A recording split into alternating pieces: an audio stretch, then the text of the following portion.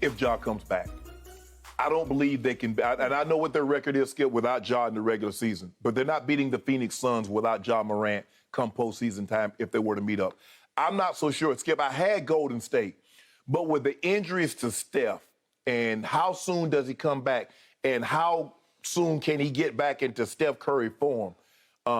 Clay comes and goes. He plays, he shoot good for a game or two, and then he goes cold. And I think that has to do with that 2-year layoff. Draymond back hadn't gotten really back into his playing weight before he got that injury.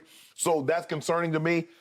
No, they're not beating the Phoenix Suns. I don't believe they can beat Golden State if Golden State comes back without Ja.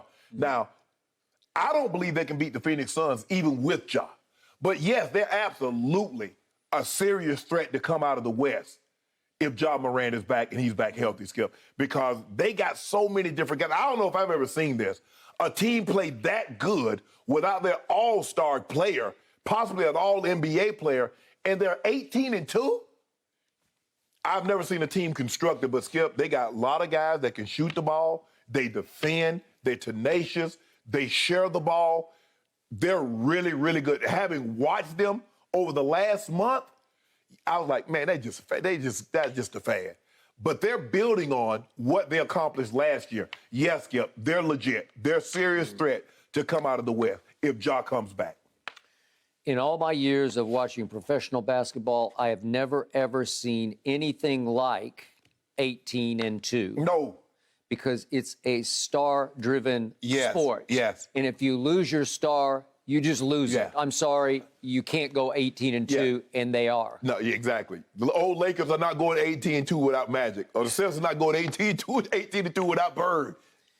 As Ja has been, Ja Morant, this is even more Ja dropping 18-2. Yeah, it's crazy. Because I keep looking at the stats, and the stats don't lie here. The Memphis Grizzlies are 4th overall in defensive efficiency. They defend. That will work. Yes. They're 5th in offensive efficiency, but better still, they're number 1 in the NBA in total points scored. Number 1. Mm-hmm. So if you're the 4th best defense and you can score the most points, you got a shot to be pretty good, right? Here's what the icing on this cake is. What did Pat Riley once say? No rebounds, no rings. Yeah, there's no more rebounding team. They're number 1. Wait, they're number 1 in the NBA in rebounding. Okay, wait a second. You're 4th in defense, you're number 1 in rebounding, and you've scored the most points. That adds up to 18-2 without Ja because you are a really good, deep basketball team, very well coached. Right. You know how to play. You come to play every single night. Right.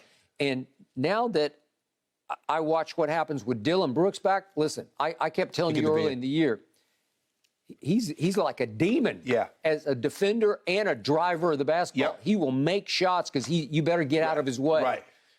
And the toughness and the savvy of this team, now that they got Steven Adams, he's averaging a career-high 10 rebounds, and it gave him an enforcer. Right. Where nobody messes with this guy. And they're a big team, Skip, because Jaren Jackson didn't play last night. He's a Defensive Player of the Year candidate. I think he might win it. He can defend. He can score the basketball. And you got Kyle Anderson. Dylan Brooks will get up into you, bank and make shots. But, Skip, when they come off the bench, and they come off the bench with DeAnthony Melton and Tillman and Clark. Look out. Would you believe, I don't know what's gotten into DeAnthony here, DeAnthony Melton, because he was once drafted 4 years ago out of USC in the second round, bounced around a little bit, and then he finds a home here. In the last 5 games, he's averaging 21 a game. Mm-hmm. Where did that come from? I don't know, but he's capable. Yeah, he posterized Kevin Looney last night. Did he? Yeah, Skip, they're legit. They're legit. You know, early on, I think everybody oh, no, the Phoenix Suns going to run away and Golden State once they get Clay back. The Memphis Grizzlies are for real. They're legit. You underestimate them if you want to. The more I watch Desmond Bane, the more I like him. Yeah. He is 3rd in the league now in three-point shooting at 43%.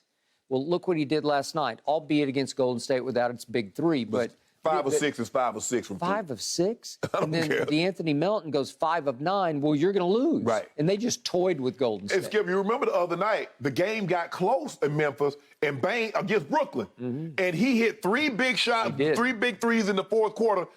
and they, pulled away from him. So for a young guy that's not afraid to take and make big threes, and Ja leads the NBA in point paints. Yep. Paint points, excuse me. Paint points, yep. I got it. Well, he's 28, 6, and 7. He's 7th in PER, which is sensational. Right. Okay, so the bottom line to this is that I thought for a while Ja was entering the MVP discussion. Right. And he just got disqualified from MVP by 18 and 2. Yeah. You know, if your team is that good without you, you're never going to get the MVP. No, but your team just qualified as a serious threat, even in the West or the East, or however you want to look at it overall. Yeah. Serious threat because of 18 and 2. Because they're showing you, we'll play defense at the highest level. We will rebound at the highest level.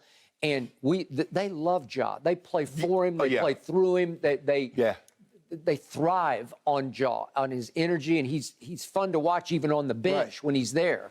Okay, so in the end, I agree with you. If you're talking about beating Phoenix, well, obviously you have your leader and your point guard. Yeah. But the makings are there that if Ja can come back and play immediately back at his level, and I have no idea what's going on really with his knee. They're going to reevaluate as the playoffs come. Okay, so I don't know, so I can't speak to that. It scares me a little bit, and I told you, he is a high wire act at the highest level. He's Iverson to me. Yeah, absolutely. Because when you get up among the trees, you're so high. You're leaping beyond your means. Right. And it's a long way to the floor. Exactly. And he's banged up his knee. He's twisted his knee. I don't know what it is, but it's bothering him to the degree that I just hope he doesn't need surgery. Right. Yeah, So, he's a more of above the rim player than Iverson was. Iverson was not afraid to go in there with the trees. Yep. And they kind of got the same build. I don't know. Ja looked like he weighed like 150 pounds. I know. but they look like it's all muscle to me. But Skip, you look at the guys. Brooks can take you and make shots. Bane can make shots. Tyus Jones doesn't get enough credit because he comes off the bench, but he's good. Well, I mean, he gives you a backup who can play, who can be a starting point guard and play at a high level. Yes. And you mentioned DeAnthony Melton. Skip, they just got guys that just they fit. They know what their roles are.